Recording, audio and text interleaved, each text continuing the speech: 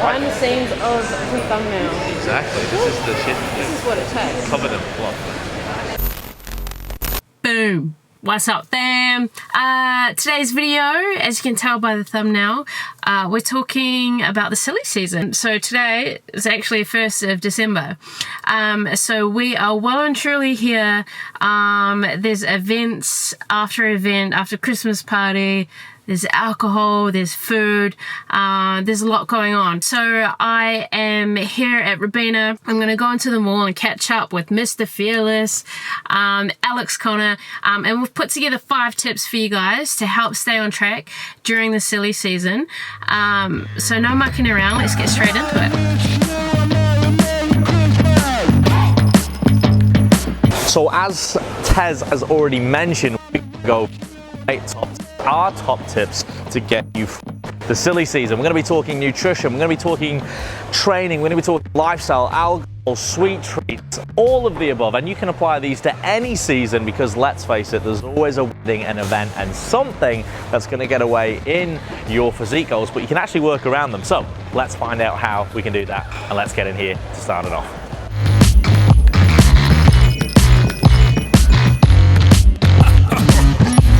Alright, we're here, my favourite section, ice cream. I love ice cream. And if you don't like ice cream, it's like people who don't like dogs. I don't really trust you because, I mean, who doesn't like dogs and ice cream, right? Anyway, so one of the things that you want to consider when you walk into a supermarket, any supermarket, is there's a little bit of psychology at play. So most of the things that you actually need are around the perimeter. So if you think about when you come into a supermarket, most of the time you're going to hit the fresh produce first. Your fruits, your veggies, your lean meats. They're the things you want to concentrate on. And then from there you sort of move around to your dairy, your frozen goods like we are now. And a lot of the aisle things are not necessarily something that you always need. So they do obviously contain things like your cleaning products and things you need every now and again, but for the most part, they are just there to kind of add a little bit of distraction and help you spend more money. Although you can go and have some of those goods, make sure that the majority of your shopping is done around the perimeter of the supermarket, like we're here now, and then you'll save time, save money, and save yourself confusion. And then you can have a few sweet treats as well. Speaking of which, let's go and take some of those.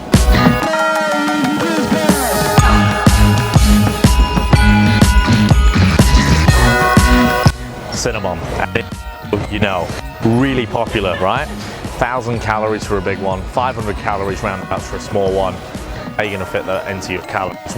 I like to use the 80-20 rule as a bit of a broad stroke. So for example, 80% of your food is going to come from whole foods, foods from the earth, foods that your grandma would recognize.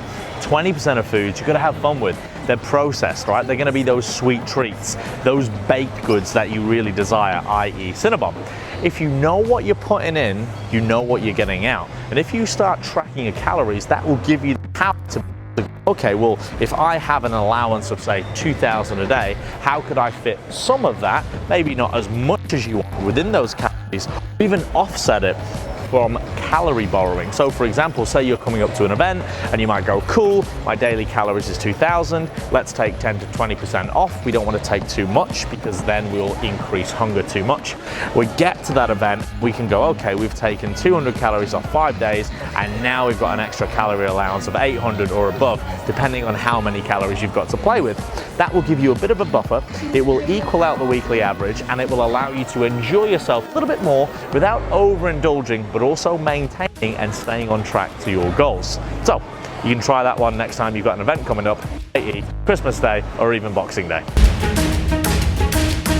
You know, it's that time of year. It's going to be a few drinks bouncing around, a cheeky sherry, a cheeky gin, a little bit of Baileys if you're like me. Now, ultimately, we're probably going to have a drink over the Christmas period, if you're like most people. However, if you're into fitness, you're probably not going to be a massive drinker. And if you are, you need to have a word with yourself in the mirror and figure out your goals, right? I'm only joking, but seriously, if you're into fitness, you're probably not going to drink a lot, but if you are, there are a couple of things to consider because it does work a little bit different than calorie distribution. We don't want to save loads of drinks to one day and get completely smashed, and if you do, it's only one day. The problem occurs when you do it all the time. Like most things, it's what you do most of the time that counts. So for example, based on the literature and what we currently know, 1 to 2 standard drinks a day we can get away with. I'm not encouraging you to drink every day, but it's good to know when we have these Christmas periods where we have multiple holidays stacked up in a row. So be mindful, implement it in with balance, and make sure again you find a happy medium based on what you want. It's more about the company and the enjoyment of the drink as well as the environment rather than just drinking for the effect. So keep that in mind next time you're at the dinner table or next time you're reaching for the Baileys. Bets are in, you're going to be at a restaurant this silly season, right? We're going out, Christmas parties, events. We've talked about some fast food and we've talked about some strategies for calories, but how do you track when you're in a restaurant? Well, if you're in a major chain, then it's a little bit easier because usually there's an entry if you're using MyFitnessPal or MacroFactor or another system or tool on your phone that can track it well. However, even then it can be inaccurate. So a couple of tips is this. You want to guesstimate as best as you can by looking at the main macro ingredients. So for example, in the meal that you get, so say I'm at Seiko here, this is like a Japanese teppanyaki restaurant, I would have a meat element, I would have a rice, a carb element, and I would have some vegetables, and the fat is obviously going to be in combination. So let's say I have a dish which is exactly that. So I have my beef, which is going to be my protein, so I'm going to do my best to eyeball it. Is it eye fillet? Is it lean? Is it grilled? All of this. And you want to put that explanation, or should I say definition, into your tracking app as best you can. It's not going to be perfect, but at least it's something. You always want to overestimate as well because likely it's going to have more oil and more calories than you think, because that's what restaurants are about. They're there to make food taste good. They're not there to make you fat. They're just trying to do their best to give you the best experience so you come back. The carbohydrate element would be the rice, and depending on what vegetables are there, any high carb vegetables like carrots, etc., or potatoes, I could track those too. Once again, what's the cooking method? Are they grilled? Right? Are they fried? Are they steamed? That's going to have a big component to the tracking accuracy. And then the fat is generally going to be the oils, the butters, the marinades, and the sauces. So make sure you don't leave those out as well. You can also make sure that you're choosing things, if you are in a calorie deficit, that are a little bit more leaner in nature. So go for things that are grilled, go for lean cuts of beef, and maybe stay away from those high calorie sauces. So there's your tip when you're hitting the restaurants. All right, I think we need to talk about steps. Yes, Carol. There we go. That's our manager. It's good. Yeah, exactly. This is the place to work, people. This is the one. I'm just still rolling, so you just... Are we still rolling? Yeah, you just go for it. All right, so you've seen Tori. She's amazing, right? So great gym stuff. Malcolm there, next client, he's doing his nutrition. He's a good man. He's getting it done. He's getting it done. He's going to be following these tips. So let's talk about the gym, right? So this is a great way to offset energy balance. So a lot of you are into training, you want to look better, you want to feel better. Now, there's a bit of a myth about strength training. It actually doesn't burn that many calories, right? And that doesn't really seem to make sense because of the fatigue that you feel after strength training. But what strength training does do is it uprates the metabolic rate for up to 24 hours, and it causes a lot of other adaptations which create an energy demand, i.e. repairing muscle, and also the accretion, i.e. the creation of muscle tissue.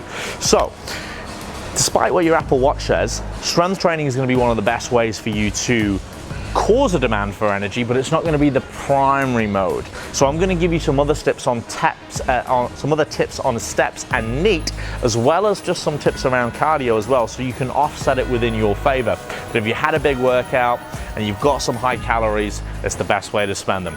Let's head in and talk about some steps. Boom, boom, shake the room. There we go. Are we on? Are we rolling? Are we? I was just trying to find the pace because this one it's an ergonomic treadmill, guys. If you've not tried this, it uses your own momentum. So if you go faster, it goes faster. Right.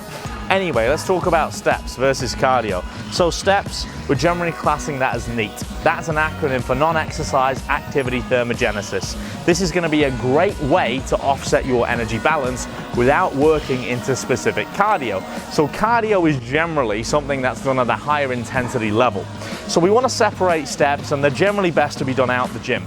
So you want to save the time for your strength training in the gym, and generally if you're doing steps, get out, enjoy the beautiful weather, do it in the morning, do it in the afternoon, do it after or before your meal, and that way you're going to cause or create a bigger demand for a calorie allowance, so you can offset your energy intake with doing steps. And if you really want to as well, you can do a couple of high intensity sessions, but be smart in the gym. The best investment of time is in resistance training to actually get that physique that you want. If you do loads of cardio, you're not really going to look like a strength athlete, you're going to look like a string bean. So keep that one in mind.